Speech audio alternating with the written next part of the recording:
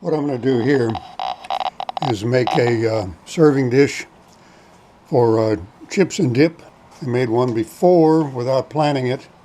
This time I will make the center section the correct diameter to hold this jar of dip, which seems to be a fairly standard size. Doing it on the outboard or left side of my lathe to get an extra 2 inches of diameter. This will end up being a little under 15 because I should have made the other side the top and this the bottom, because I'm going to have to get rid of some diameter to get rid of bark. Not too much though. So one thing to do is measure this so I know exactly how big to make the interior pedestal to hold the jar. So I'll take my homemade caliper and give her an extra 1/2 millimeter or so. Don't want a vacuum fit here. And the diameter of that jar, probably 87. 87 it is. So the pedestal on the top side will be 87 millimeters. I started around this the other day without the camera on, just to show my great-grandson what a lathe does. And I just roughed off the edge there. Need to clean that up, true up the bottom, put in a shallow mortise, measure it across the arc, not across the corner, 105 millimeters. Put my dust extraction on and my screen up. Keep the big chips out of the fan. This is dry coastal redwood. It tears out across the end grain easily. I'm not careful, and if I'm not using sharp tools. So I will be careful, and I will sharpen my tools before I begin. On this one I'll be using a face shield, maybe my air shield, depending on how dusty this is, throughout. Got a piece of steel in my eye. A couple days ago, I had to go to the ophthalmologist to get it taken out. Now I've got a protective contact lens band-aid on the hole, the steel left in my cornea. Not taking any more chances at all. Reground this to get rid of the steep drop. A little uneven there, but now it matches the rest of my gouges.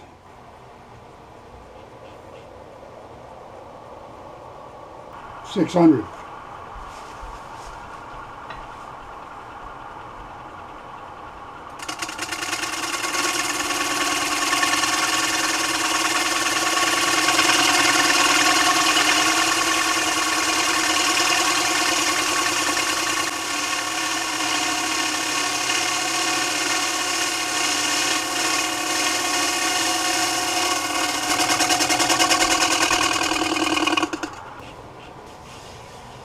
Okay, you remember what that looked like before.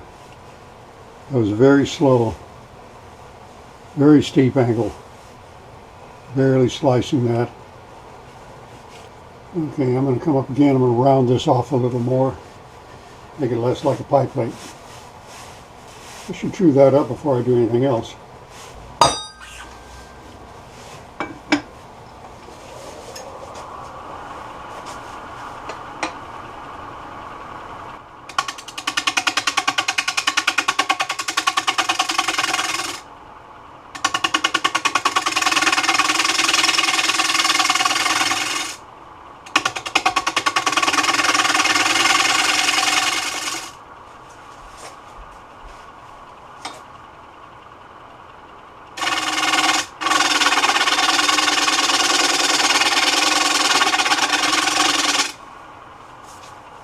Gotta have some head.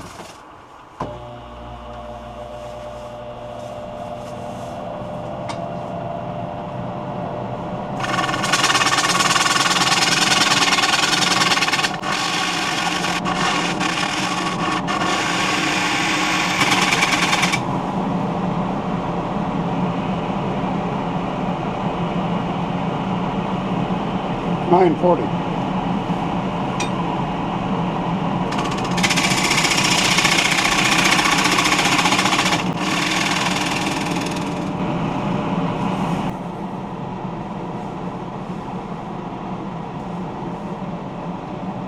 What I usually like to do is put the recess in a raised area, and then when I turn it around, peel down the raised area and reduce the size of the recess or even eliminate it.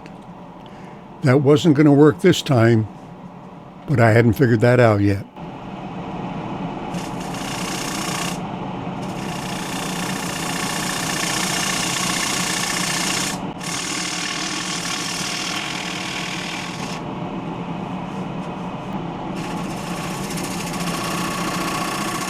Moving slowly but firmly, with the cutting edge almost vertical, yields a very smooth cut and almost eliminates sanding.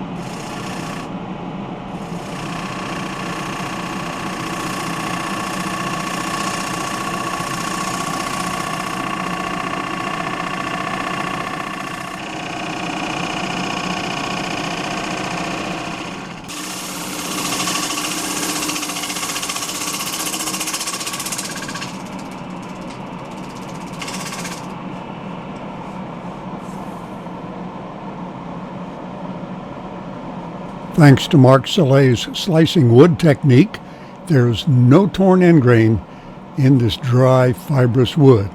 I'll put a link in the description. I really don't want to come down on the diameter anymore, but don't know if I wanted to come down that shallow either. If I come in another 1/4 of an inch, it'll only gain me about 1/4. Oh boy, oh boy, oh boy. I think I need to do it though. So,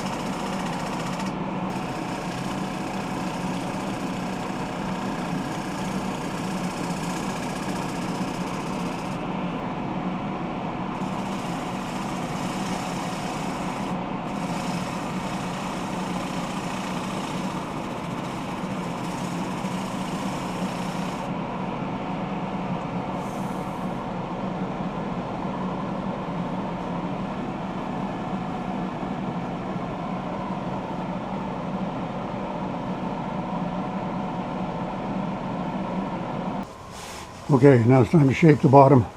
Put in a mortise.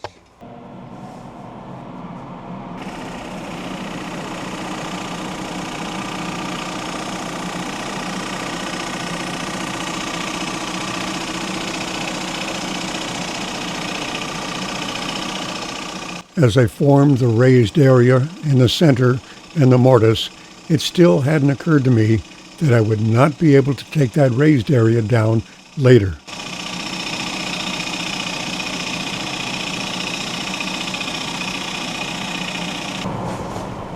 Okay, anybody remember what I said that was going to be? 85 or 87? I don't remember. I think it was 87. Don't know where the hell I got that. It's 106. Yep, 106. So 53 in any direction from that center.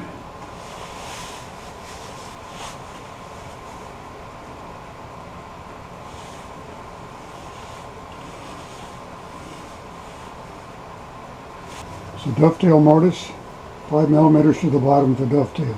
5 millimeters sounds about right. Average bolt gouge to start. I forgot to move the camera, so you can't see me cut the mortise, so we'll jump right ahead.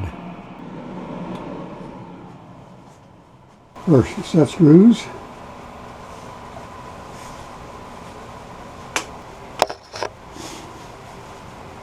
One, 2, 3, 4, 5. 5 full turns ensures the set screws will be clear of the threads.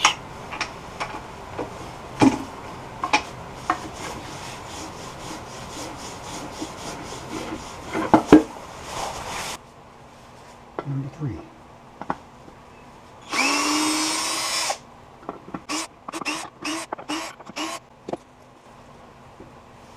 The reason there are so many holes in this blank is the first faceplate I put on there did not have a set screw, so I couldn't run it on the left end of the lathe. But when it comes to set screws, I'm a slow learner. Oh yes, this chuck does not have a set screw. So as soon as I start this up, this is going to unscrew. Now why in the hell does this expensive Vic Mark chuck not have a reversing set screw? Now what I'm going to do, I'm going to spin this in so it bites pretty hard and then see if that works. Get a hold of this. Okay, in reverse.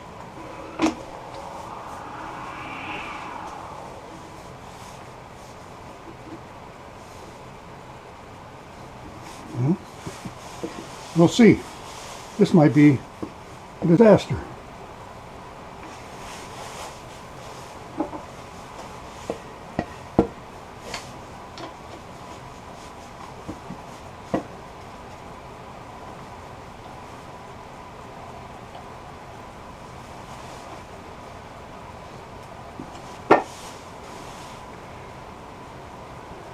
Now, one thing I'm going to do is not just push the button to start it. Push the button to start it and slowly turn it up in front in hopes the thing will stay on. I remember what that 87 was. The bottom of the jar.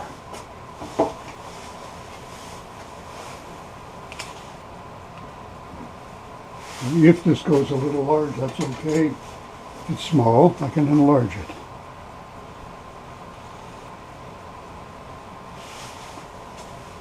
I'm a little apprehensive. Will not be aggressive on any cuts, that's for damn sure. Use a 1/2 inch, not the 3/4. I want to go easy. I need to find out how deep I have to go to get rid of all those screw holes. I got another idea. Turn this in reverse. Turn it in reverse.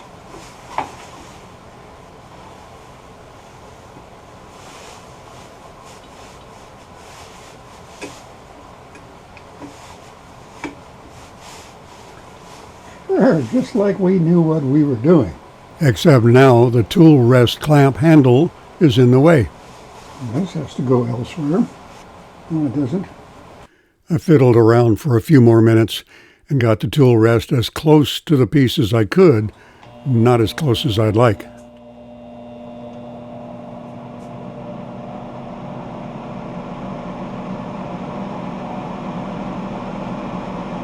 Wait on it.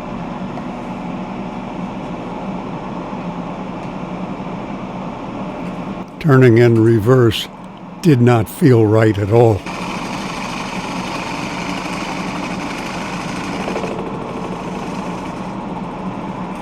I didn't always remember that there are 3 adjustments on the tool rest to tighten, not just 2. Too many handles to tighten. Gotta remember them all. Try it again.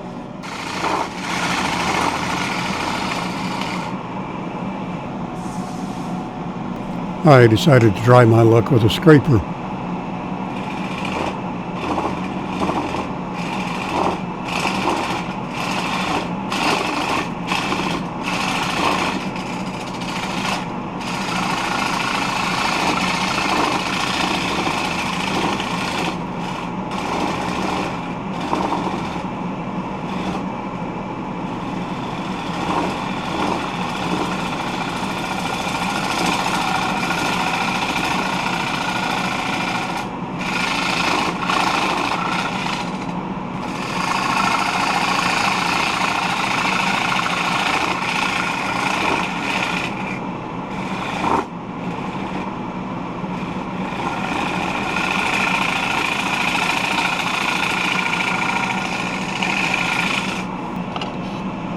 I have no idea why I changed the camera angle from bad to worse.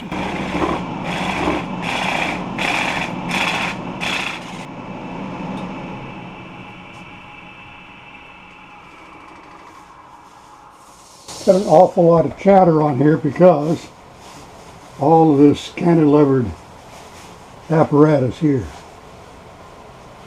Okay, we're at the bottom of the screw holes, but still have these screw holes out here.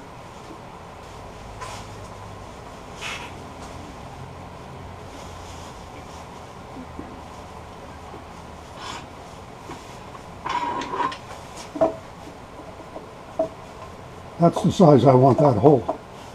And what I can do, if I can remember not to move this, is just mark on the tool rest the diameters of these holes.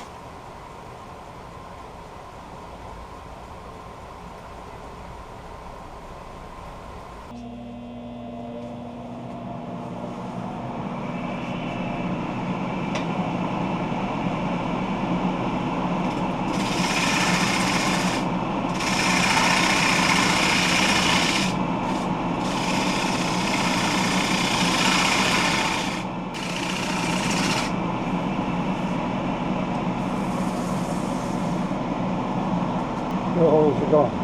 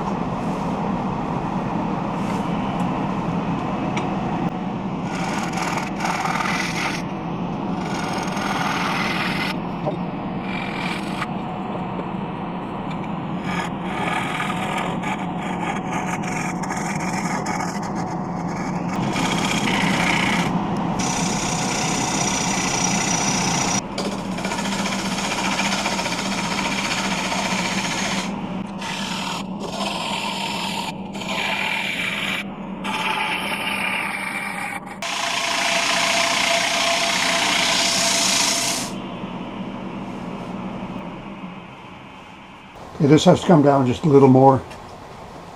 This inside's okay.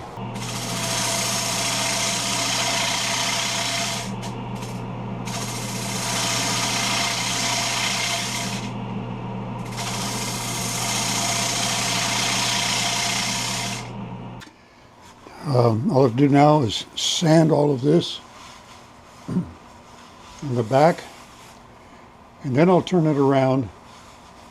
And the mortise sits on a slight mound, so I'll cut that mound down and make the mortise look less like a mortise. This was only the second time in the 16 months I've had this lathe that I worked off the left end. I still have it in my mind that I will turn this around, support it with a tailstock while I reduce the mound on the bottom of the platter. If you take a close look, or any look, at the bed extension, you can see what I haven't figured out yet. There is no way to put a tailstock on there, and even if I could, the tailstock would be 2 inches too low.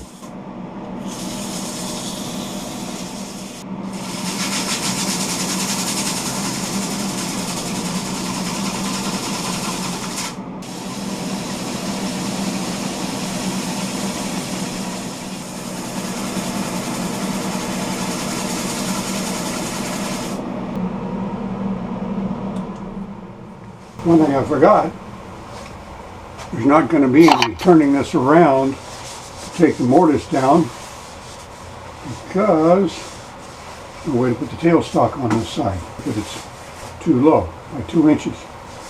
This is unfortunate because I left a goddamn mound in the middle here. The center has got to come down almost 5 millimeters, so this thing will sit flat on a table. So what I'm going to do, take as much of that off as I can with a gouge. Well, I don't know about that. I don't know if I can get anything behind that.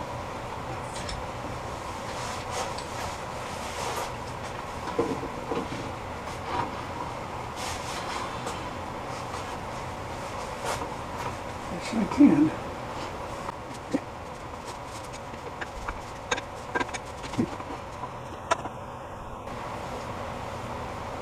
No, not practical. Oh, because of that. My next bright idea was to see if I could put a chuck inside the jar recess. Chuck jaws will open up inside that. I'll consult my tables. I can find them. Okay, the record power. Nope. Nothing I have was anywhere close. Well, it was a nice idea. So we'll be taking that down with a hand plane after I finish the bowl. First, a coat of sanding sealer. I knew I'd put on more than one, but I didn't know how many. 50 RPM. Slow as this one goes.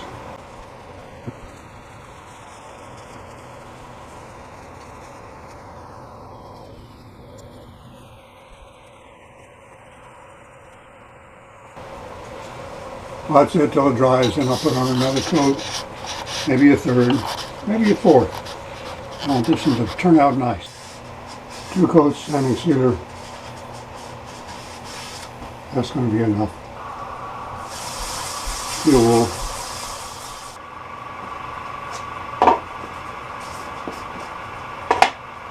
Nice paste.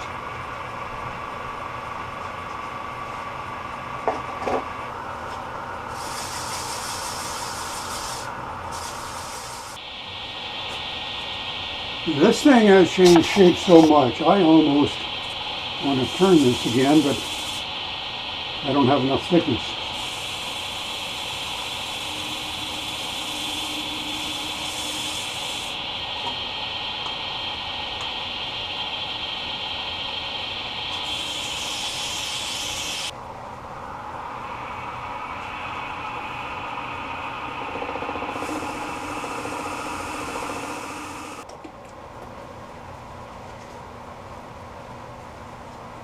Okay, that's all I can do with that.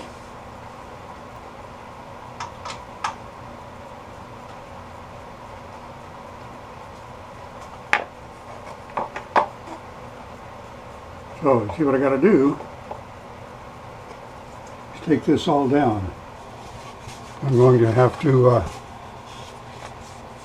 take this down. I'm going to do this with a plane and sand it and then finish it. Right now, it sits here. So far, this is working.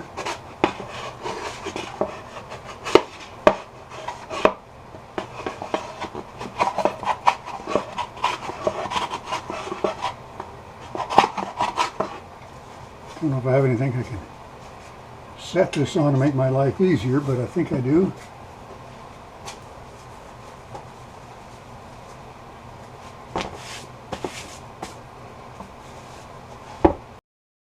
I put the platter on a rubber mat and worked some more with the plane, and then switched to a power sander, starting with 60 grit. And after 4 or 5 minutes, it occurred to me I should change the camera angle.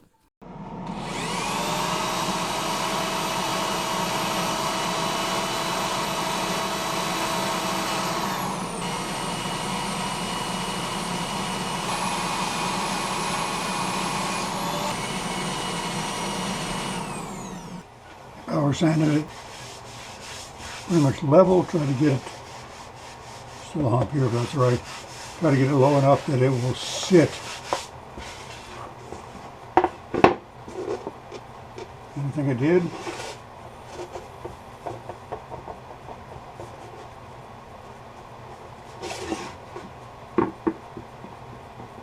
Maybe not perfectly, but close enough. I can always put felt feet on it if I have to. It could be smoother, but it's bottom of the bowl. After sanding sealer had dried, I rubbed it down with Axe abrasive paste by hand and then applied Axe wax. Now, how to buff it. Should have recorded this. This is my variable speed buffing wheel. Put it on a 1/2 inch bit with some tape on there to give it a little more bulk.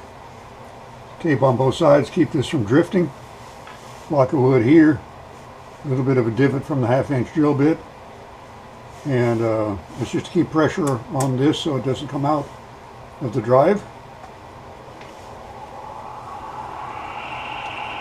About 940 RPM. Buffing in some Axe wax. This works very well. My high-speed grinder is much too fast for buffing wax. The problem with this is the next time I wanted my 1/2 inch drill bit, it took me an hour to find it. So I made a mandrel out of wood that works a whole lot better. And I have my drill bit when I need it. The end grain looks a little dry. I did put a bunch of this wax on the wheel. Probably not enough.